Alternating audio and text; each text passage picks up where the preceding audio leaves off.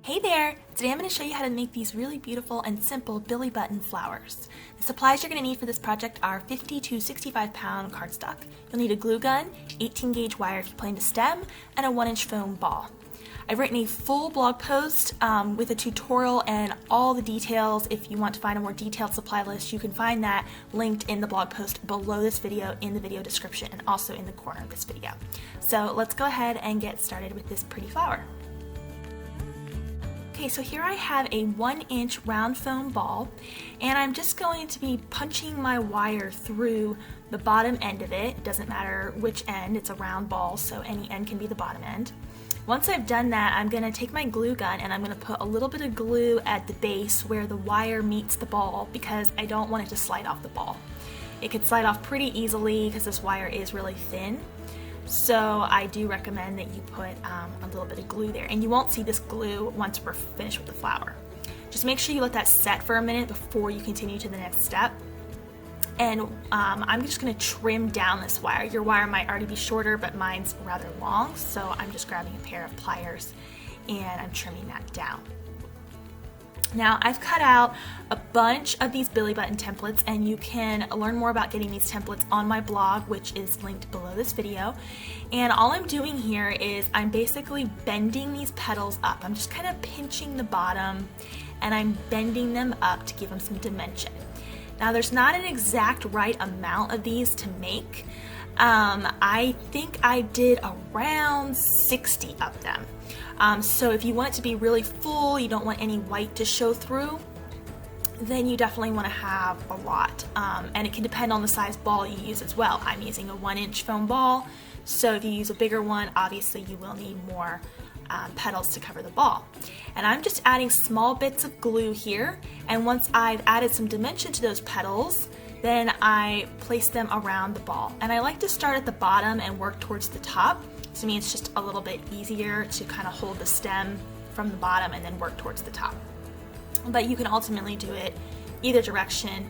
This is a very simple flower, and it really doesn't take long to make. It probably takes more time just to bend all the little flower petals up than it does to actually build the flower together.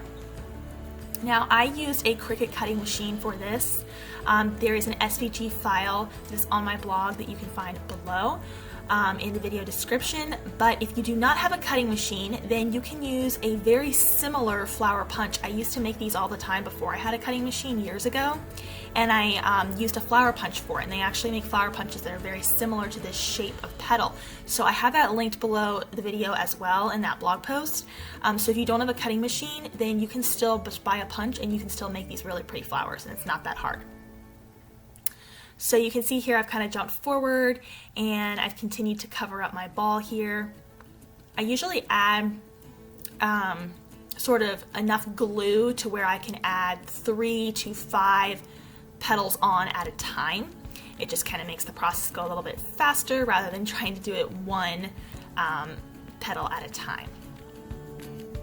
So I'm down to about the last quarter of my ball here, and I'm just going to continue to close those petals together. I really like this tutorial for one main reason, because it's simple and it's a different shape than your typical flowers. So if you're making arrangements or corsage or a boutonniere and you need something that's kind of different to pair with another flower or to fill a vase, this is a really beautiful option. And I made like 6 of these in like an hour, so it doesn't take a huge amount of time. It really just takes a little bit of patience just gluing all those little pieces on. Just going to speed this up one more time here as I finish this off. And once you get down towards the end, just be consistent with your spacing as much as possible. And then when you've closed off that last area, kind of look over the flower as a whole and just check to see if there's any other spots that kind of maybe have too much space between them. I ended up finding a couple, so I grabbed a couple more of my flower petals and had those cut out, and then I went back in and just dropped a tiny bit of glue in there and filled in any spaces that maybe had a little bit too much space between the petals. So just give it one final look over, and you can kind of fluff the petals out a little bit once they're glued on, And that's really all there is to it. It's a very easy flower. As you can see, if you make a lot of them, they're very pretty.